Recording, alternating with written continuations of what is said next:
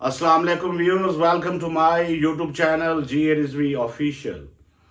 आज का हमारा इंतहाई अहम टॉपिक लॉ के हवाले से है। आज हम मुल्की कानून नहीं पढ़ेंगे, आज हम म्यूनसिपल लॉ का लेक्चर नहीं पढ़ेंगे, बल्कि आज हम इंटरनेशनल लॉ आलमी कानून पढ़ेंगे, जिसमें आलमी कानून में इंटरनेशनल लॉ में दो अहम इसकी ब्रांचेस हैं। पहले नंबर पर है पब्लिक इंटरनेशनल लॉ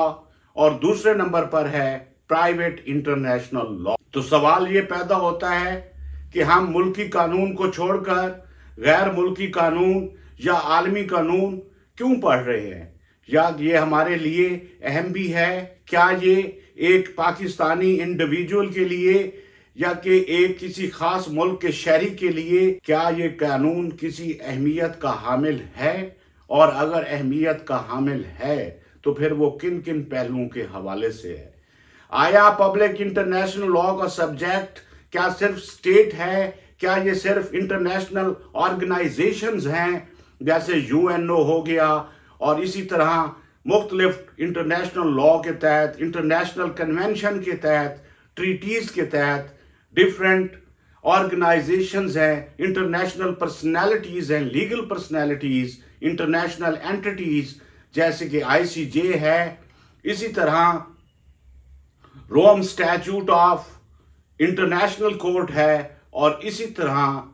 एक यूरोपीय यूनियन की सतह पर उनका अपना एक इंटरनेशनल कोर्ट है। और आज हम अपनी इस लेक्चर में ये देखेंगे कि प्राइवेट इंटरनेशनल लॉ क्या होता है और पब्लिक इंटरनेशनल लॉ क्या होता है, और वो एक इंडिविजुअल के लिए, बैक वक्त एक स्टेट के लिए और इंटरनेशनल ऑर्गेनाइजेशन के लिए वो कैसे रेलिवेंट है और कितना अहम है। तो आइए सबसे पहले हम देखते हैं कि इंटरनेशनल लॉ सिंपली क्या है। इंटरनेशनल लॉ एक ऐसा सेट ऑफ रूल्स है, एक कॉम्प्लेक्स सेट ऑफ रूल्स है, इंटरनेशनल कन्वेंशंस के तहत, इंटरनेशनल कस्टम्स के तहत, यूएनओ के चार्टर के तहत, कि अगर किसी दो मुल्कों के दरमियान, दो या दो से ज़्यादा मुल्कों के दरमियान किसी भी मामले पर कोई कंट्रोवर्सी होती है, कोई झगड़ा पैदा होता है, तो उसको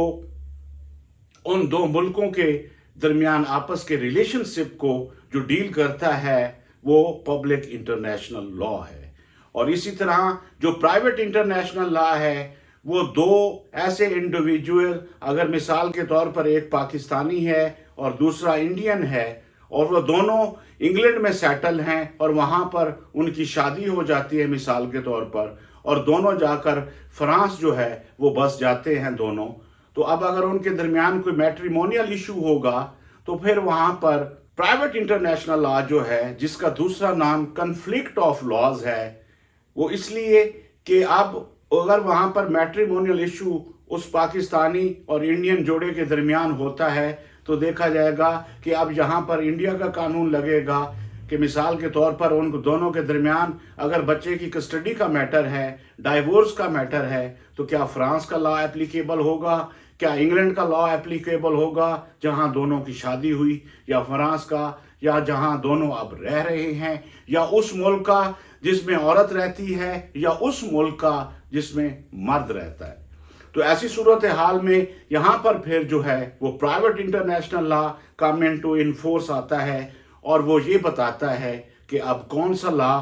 किस तरह डील होगा और कौन सी अदालत इसका मुकदमा सुनेगी। इसी तरह अगर पब्लिक इंटरनेशनल लॉ का मामला है और दो मुल्कों के दरमियान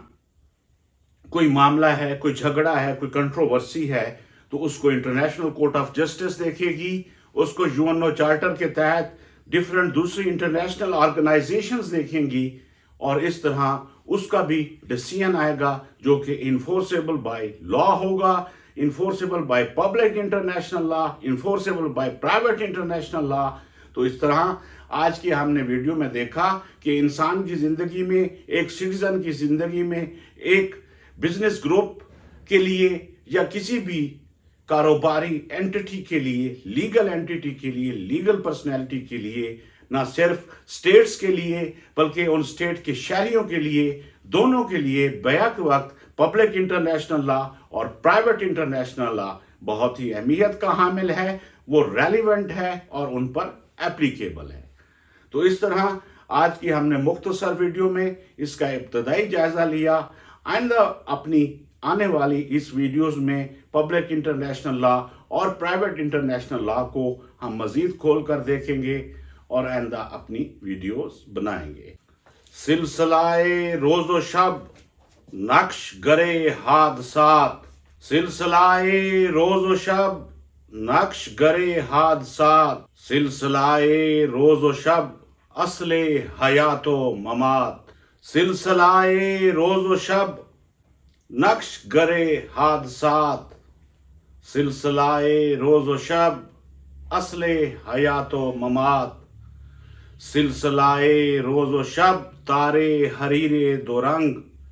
جس سے بناتی ہے ذات اپنی صفائے قبا صفا۔ تو اسی کے ساتھ ہی اللہ حافظ۔